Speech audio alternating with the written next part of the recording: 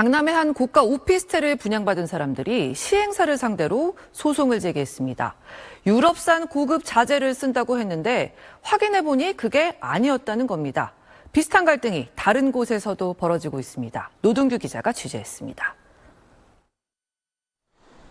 평당 분양가 1억 3천만 원, 최고급을 표방하며 수입 가구 등 고가의 자재를 썼다고 알려진 신축 오피스텔입니다. 이탈리아산 명품 가구로 꾸몄다는 이 옷방은 방 한가운데 수납장에 나사가 그대로 드러나 마감 상태가 엉성합니다. 역시 이탈리아산이란 주방 수납장엔 KS 마크가 선명한 국산 경첩이 달려 있었습니다. 메이드 인 코리아도 있고 차이나도 있고. 시행사 측은 국산 경첩이 수입산과 가격이나 성능 차가 크지 않으며 옷방은 수입산 구조물에 국산 가구를 더한 걸로 모델하우스 자재와 같다고 주장했습니다. 하지만 일부 계약자들은 잔금을 치르지 않고 시행사를 사기로 고소했습니다. 이렇게 돼 있으면 그냥 전체가 다 명품이구나 생각을 하지, 아니 이거 상식적으로 어떤 누가 요 안에 들어간 게 명품일 거라고 여기 1000명을 데려와도 그런 생각을 못 하지 않겠어. 이 재건축 아파트 단지에서도 마감재가 약속과 다르다며 갈등이 빚어지고 있습니다. 시공사가 공사비는 올리고 내부 마감재 품질은 당초 제안보다 떨어지는 걸로 바꾸었다는 게 조합원들의 주장입니다. 고공행진하는 공사비로 조합원 취향을 모두 맞추기는 어렵다는 시공사와 고품질에 대한 기대로 높은 분양가를 감당한 계약자 간에 유사한 갈등이 잇따른다는 분석입니다. 원가가 계속 올라가거나 비용이 증가하게 되면 똑같은 자재라도 좀 싼 자재를 사용할 수밖에 없기 때문에 수분양자나 또는 그 조합원들 간의 갈등이 생기는 겁니다. 갈등을 줄이기 위해 국토교통부가 정비사업에 적용하는 표준계약서를 마련했지만 모든 건설 현장에 적용되지 않고 의무도 아니라 채택률이 낮은 현실입니다. SBS 노동규입니다.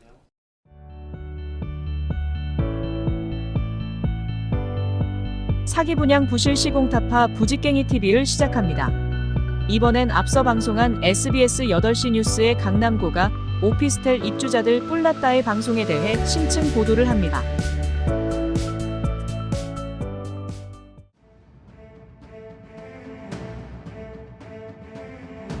오늘 우리는 하이엔드 명품 오피스텔이라는 이름의 민낯을 고발한다. 2020년 대한민국에 생소한 하이엔드 명품 오피스텔이란 부동산의 열풍이 불기 시작했다. 논현동의 P오피스텔을 시작으로 강남역 근처의 L오피스텔, 신분당선의 G오피스텔, 또 다른 L오피스텔, 서초동 G오피스텔, 한남동의 M오피스텔, 청담동 K오피스텔, 강남 영동의 A오피스텔, 도산대로의 L오피스텔 등 열풍을 딛고 하이엔드라는 이름으로 강남 등의 입지와 특별한 서비스를 내걸었다. 럭셔리를 슬로건으로 하여 이런 오피스텔은 시행사와 시공사마다 경쟁하듯 최고급 자재를 써서 마치 상위 0.1%의 상위층과 스타급 탑 연예인 부류들이 소유하고 거주하는 대형 평수의 최고급 럭셔리 하우스를 모델로 그 규모를 소형화하면서 명품이라는 광고를 필두로 일명 하이엔드 오피스텔이란 신조어를 전면에 내세웠다. 각계각층의 부를 쌓은 사람들, 그리고 그 부를 동경하는 중산층 등을 겨냥하여 분양을 하였다. 그 열풍에 힘입어 너도 나도 없이 강남이라는 입지와 또 서울의 그 외지역에서는 부촌이라는 입지와 호텔식 나만을 위한 특별한 서비스가 제공된다는 점과 거기에 최고급 품격을 누릴 수 있는 명품 가구와 자재라는 점에 매료되어 선풍적인 계약을 하는 진풍경이 벌어졌다. 그리고 2024년 그 최고급을 표방하며 분양된 하이엔드 오피스텔이 완공되어 입주가 시작되었다. 그러나 입주자 점검을 한 분양 계약자들에게는 그 머릿속의 상상과 기대를 뒤로하고 믿고 싶지 않은 상황이 펼쳐졌고, 이후 시행사와 시공사와 분양 계약자 간의 갈등이 심해지기 시작하였다. 이 하이엔드 명품 오피스텔은 하나같이 강남이나 부자 동네의 중심에 위치한 최고급 주거 공간이란 컨셉과 함께 강남의 가장 중심에서 최고급 하이엔드 명품 오피스텔을 제공한다고 광고하며 각자 무한 경쟁을 하듯 그 럭셔리 최고급이라는 수식어를 내걸고 분양을 하였다. 무려 평당 즉 3.3제곱미터에 1억을 상회하는 초고가 분양 가격을 자랑하듯 아주 특별한 소유와 맞춤형 소수만이 누릴 수 있는 독보적인 생활 및 주거 서비스를 제공한다고 차별화를 내세우면서 거기에 최상위 품격에 맞는 최고급 명품 자재를 다 같이 홍보하였다. 그리고 이들 하이엔드 오피스텔은 선풍적 분양 이후 지금도 공사가 한창 진행 중이다.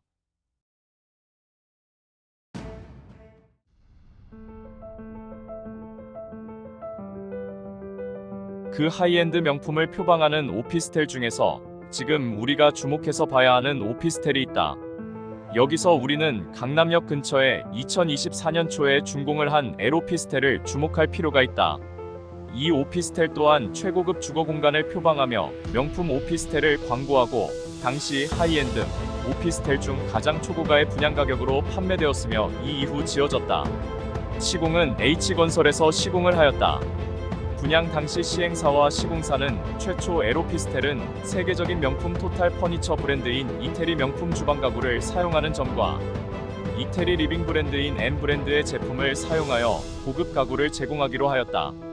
벽체와 바닥은 이태리 최고급 대리석 자재를 적용. 분양 당시 사업의 주체인 미사는 발레 파킹, 하우스키핑, 버틀러 서비스 등의 컨시어지 서비스와 스타 셰프가 선보이는 조식 서비스까지 제공한다고 했다. 또한 아웃도어, 풀, 어반 스파와 프라이빗 스토리지, 특화된 어메니티도 공급한다고 했다. 그리고 시행사는 세계적인 커피 관련 음료 매장인 스타벅스가 1층과 2층 상가의 입주 확정이라는 홍보를 통하여 부동산 가치를 높일 수 있고 강남의 최고 중심지 범위 안에 위치한 점을 분양 당시 현재 분양자들이며 입주 예정자들에게 분양 상담사를 통하여 적극적으로 홍보를 하였고 그렇게 판매하였다. 이 점에 대해서는 L오피스텔 홈페이지와 자체 기사를 통하여도 쉽게 확인할 수 있었다. 최초 분양 계약자들과 시행사와 시공사와의 갈등은 2024년 1월 초인 6일과 7일 양 이틀간 입주자 점검 후부터 그 갈등이 시작되었다. 입주자 점검 2일 동안 공용부의 시설은 개방하지 않은 채 각 세대의 입주자 점검만을 허용하였고 각 세대 또한 공사가 완공이 되지 않은 채 이루어졌기 때문이다. 시행사와 H건설은 당초 2023년 12월 중순까지 공사를 마무리하고 완공하기로 되어 있었다.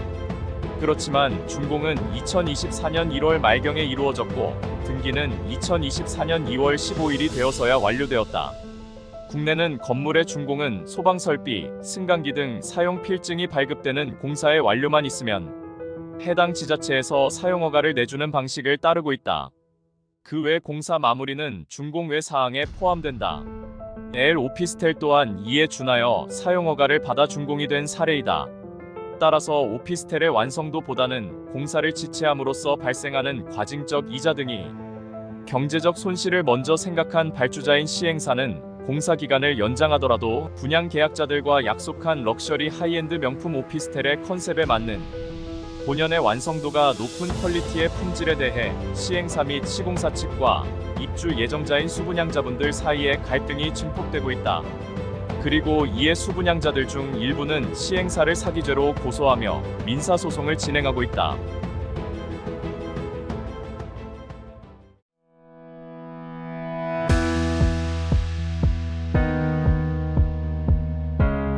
안녕하십니까? 오늘부터 사기 분양과 부실 시공 고발에 대한 부직갱이 TV의 진행을 맡게 된 방송안입니다. 기사한 기자 안녕하세요. 방송 오프닝의 설명은 잘 들었습니다. 기사한 기자님, 지금 문제가 되고 있는 이 하이엔드 오피스텔의 개념에 대해 설명 좀 해주시죠. 네, 최근 몇 년 전에 불리우기 시작한 하이엔드 오피스텔은 서울의 강남의 중심 같은 최고의 평당가를 자랑하는 입지와 롯데 시그니엘의 럭셔리 하우스에 적용되는 특별한 서비스가 제공되면서 그에 맞는 명품 자재로 마감을 하는 형태의 최고급 중소형 오피스텔을 말합니다. 문제가 되는 오피스텔은 얼마 정도인가요? 평당 즉 3.32당 1억 2천만 원에서 1억 4천만 원 정도 합니다. 그럼 한 세대당 얼마 정도인 겁니까?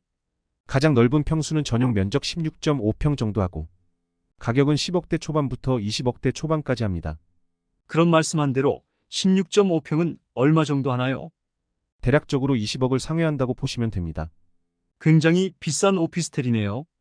16.5평이 20억 이상이라. 와, 그럼 이런 초고가 오피스텔에 무슨 일이 생긴 겁니까? 이 문제의 가장 핵심은 뭔가요? 그리고 왜 이렇게 갈등이 불거지고 있는 거죠? 그 이유에 대해 알아보았습니다.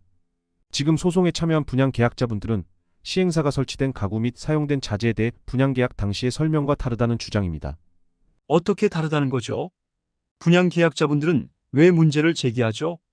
분양계약자분들은 사업 주체인 시행사는 원래 주방 가구는 이태리 명품 가구인 이브랜드의 최고 라인업을 사용하기로 했고, 드레스룸 등 시스템장 가구는 이태리 명품 가구인 엠브랜드를 사용하기로 했는데, 갈등의 문제가 된 그 부분이 시공되어진 이 오피스텔에는 설명대로 시공되지 않았다는 주장입니다. 그럼 사업 주체인 M시행사는 이 문제에 대해 뭐라고 하던가요? 시행사는 처음에는 줄곧 주방 가구는 이브랜드이고 시스템 가구는 엠브랜드라는 주장이었습니다. 그럼 지금은 그 입장에 변화가 있다는 건가요? 그러나 얼마 전부터는 주방 가구 일부에만 명품 주방 가구인 이브랜드를 사용하였고, 나머지는 국산을 사용하였다고 입장을 바꿔서 표명하였고, 현재는 시스템 가구에 대해서도 극히 일부 프레임 자재에 대해서만 명품 가구인 엠브랜드를 사용하였고, 나머지는 국산 자재를 사용했다는 사실을 말했습니다. 이렇게 입장을 바꾸게 된 이유가 있습니까? 분양 계약자분들의 계속된 자재 사용 내역에 대한 요청에 먼저 시행사가 반응하였고, 그에 따라 시공사가 사제 가구를 사용했다는 사실을 확인해 줌으로써 입장 표명이 바뀌었습니다. 그럼 지금은 뭐라고 하던가요? 시행사는 입장 표명에 대해 또 다른 변화가 있습니까? 네, 가장 최근에는 모델하우스에 시공된 자재를 그대로 적용하여 시공했다고 공식 입장을 내세우고 있습니다. 시행사는 계속 입장이 바뀌네요. 네, 그렇습니다. 그럼 이러한 점을 어떻게 분양계약자분들은 발견하게 된 겁니까?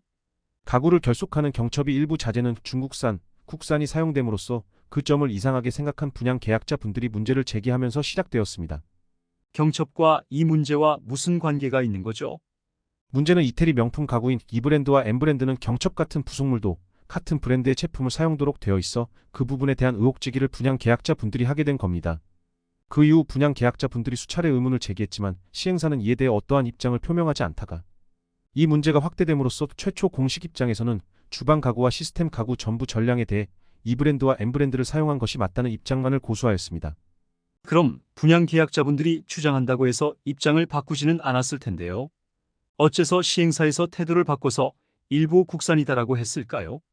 그 이유는 취재를 해보니 분양계약자분들 중에 일부 세대가 가구 도면을 확보함으로써 그 이후 시행사의 입장이 바뀌는 상황이 된 겁니다. 그럼 가구 도면에 뭔가 다른 사항이 있었나요? 2020년도에 작성된 가구 도면에는 이브랜드 유사라는 분류 명칭과 문의목으로 지정되어 있었습니다. 하지만 시행사의 분양 시기는 2021년부터입니다. 그래서 시행사가 입장을 바꾸게 되었군요. 그뿐만이 아닙니다. 분양계약자분들은 분양 상담 시 가구뿐만 아니라 바닥과 벽에 이태리산 명품 대리석으로 사용 시공한다고 설명을 받았다고 말하고 있습니다. 그런데요. 대리석을 사용하여 시공한다고 홍보했던 시행사가 타일을 시공한 겁니다. 그럼 이거에 대해서는 이번엔 시행사는 뭐라고 하던가요? 대리석으로 시공한다고 한 적 없고 계약서에도 타일로 시공한다는 언급이 있고 별도로 분양계약자에게 바닥 타일로 할 거냐 아니면 강화마루로 할 거냐에 대한 옵션 선택한 서류도 있어 사실과 다르다고 표명을 하고 있습니다. 그런데 왜 분양계약자분들은 대리석으로 하기로 했다고 하나요? 계약서와 옵션 선택 서류에는 있지만 최초 분양 계약 시 분양 상담사들의 설명은 바닥과 벽체를 이태리산 대리석으로 시공하기로 설명받았다는 주장입니다. 그건 분양계약자분들의 주장이잖아요. 시행사는 계약서와 옵션 선택에서 자재에 대한 서류를 근거로 입장을 내세우고 있는데 여기에서 좀 재미있는 사항이 있는데요. 당시 분양을 담당했던 분양상담사들의 대리석으로 홍보했다는 사실 확인이 있습니다. 그럼 분양계약자분들의 주장처럼 사실은 대리석으로 홍보했다는 근거가 있네요. 네, 그렇습니다. 그럼 이태리 명품 브랜드 가구인 이브랜드와 엠브랜드 그리고 이태리산 대리석으로 시공한다고 홍보하고 실제로는 그렇게 하지 않았다는 게 핵심이네요. 이 점을 분양계약자분들이 받아들일 수 없어 민사소송과 형사소송을 진행하고 있는 겁니다. 대리석을 논란이 있다고 쳐도 여기서 쟁점이 되고 있는 가구에 대해 최초 분양 홍보 당시 이태리 명품 브랜드 가구인 이브랜드와 엠브랜드로 하기로 했는데 이것을 여러 사정으로 인해 바꾼다고 한다면 이 점에 대해 사업 주체인 시행사가 가구나 자재 변경에 대해 임의적으로 변경이 가능한가요? 그렇지 않습니다. 건축물의 분양에 관한 법률의 적용을 받습니다. 건축물의 분양에 관한 법률 중 제7조 설계 변경에 대한 규정이 있는데요. 제1항에는 분양사업자는 분양한 건축물에 대하여 사용 승인 전에 건축물의 면적 또는 층수의 증감 등 분양받은 자의 이해관계에 중대한 영향을 줄 수 있는 설계 변경으로서 대통령령으로 정하는 설계 변경을 하려는 경우에는 분양받은 자 전원의 동의를 받아야 합니다. 제2항에는 분양사업자는 제1항에 따른 설계 변경에 해당하지 아니하는 설계 변경으로서 국토교통부령으로 정하는 설계 변경을 하려는 경우에는 미리 그 내용을 분양받은 차 전원에게 알려야 합니다. 제3항에는 제1항과 제2항에 따른 동의 및 통보의 시기, 절차, 그 밖에 필요한 사항은 국토교통부령으로 정해져 있습니다. 만약에 시행사 같은 건설 사업 주체가 이를 지키지 않았다면 어떠한 처벌을 받게 되나요? 지금 설명한 관련 법규를 위반한 사항에 대해서는 분양받은 자 전원에게 동의를 받지 아니하거나 알리지 아니하고 설계 변경을 한 자이므로 해당하는 자는 1년 이하의 징역 또는 1억 원 이하의 벌금에 처한다는 처벌을 받게 됩니다. 그렇군요.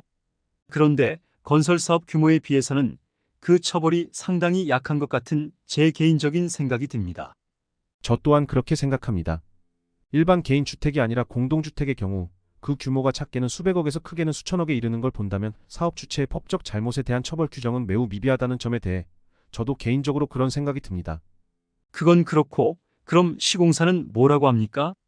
시공사인 H건설사는 모델하우스 설치된 자재와 같은 자재로 시공을 했다고 합니다. 그럼 가구나 자재 모두 사양은 시행사가 정한다는 말이죠.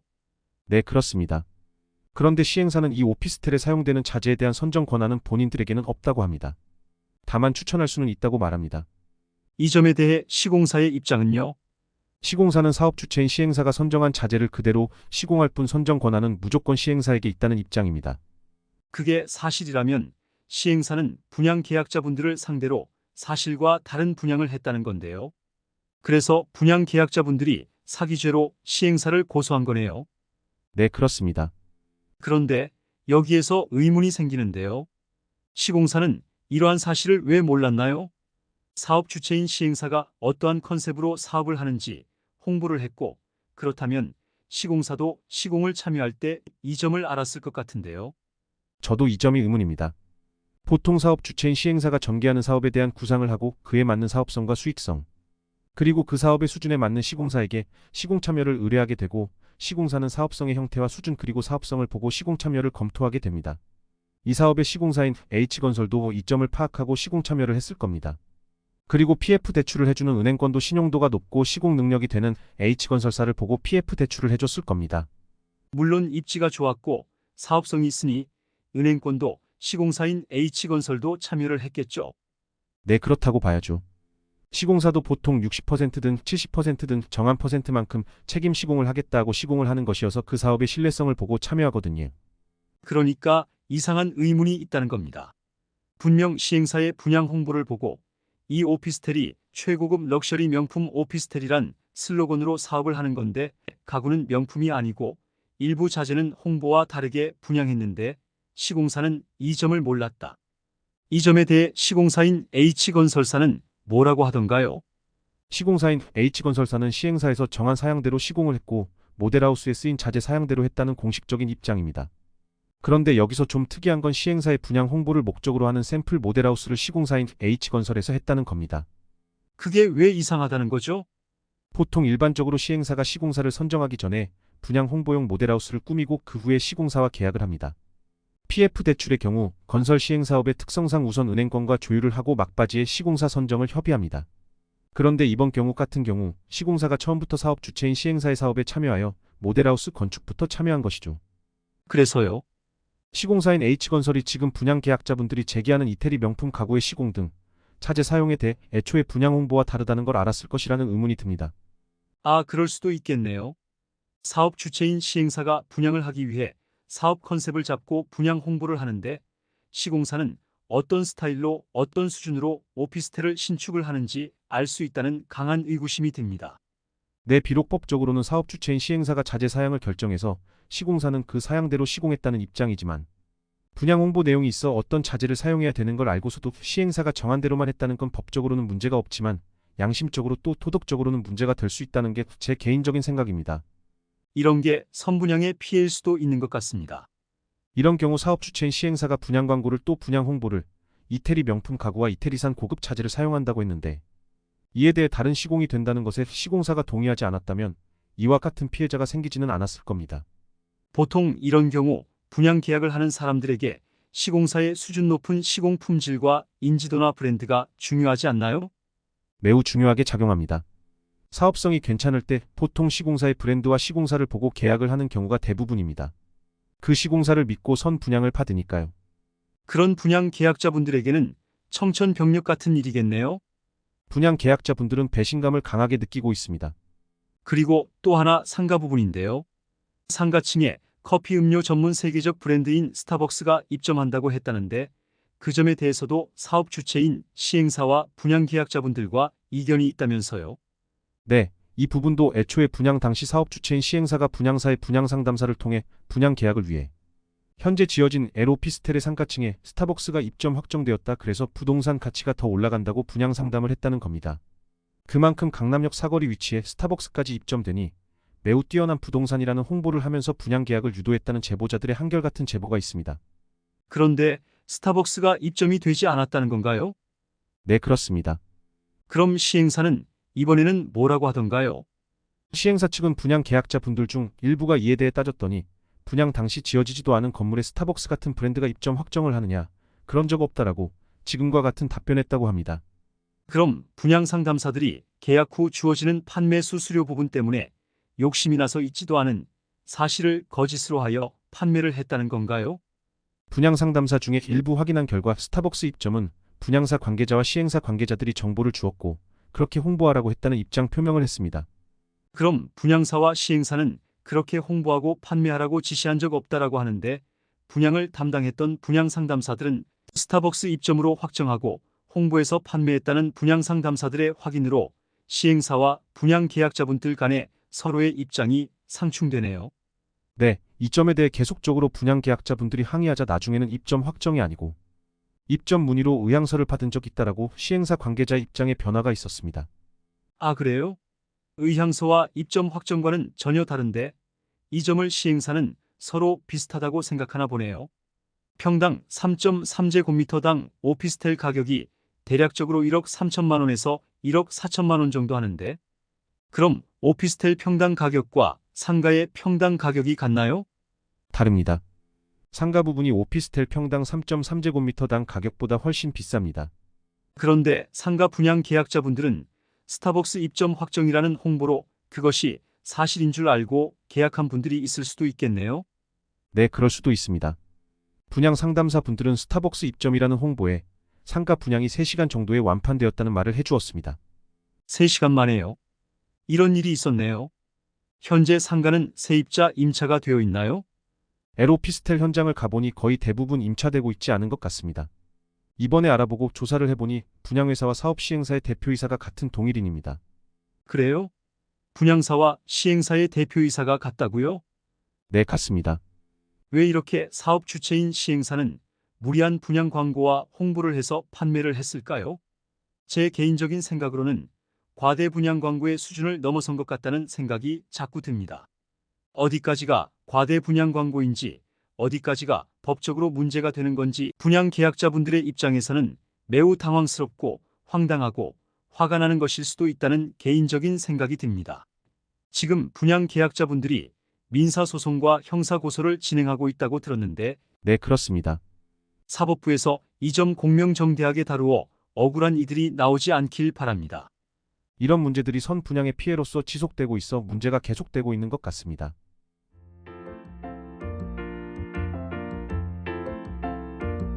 이것으로 오늘 방송은 마치겠습니다. 앞으로 사기 분양 부실 시공 타파 부직갱이 TV 많은 시청 바랍니다. 첫 방송 기념 다음 방송은 사기 분양 하이엔드 명품 오피스텔이라는 이름의 민낯을 고발한다의 2편과 3편을 계속 진행 예정입니다. 2편에서는 잘못된 하이엔드 오피스텔 사기 분양으로 인한 분양 계약자분들의 고통을 말한다. 3편은 말하고 싶다. 부실 시공으로 찾아뵙겠습니다. 곧 만나 뵙겠습니다. 좋아요, 구독은 많은 힘이 됩니다.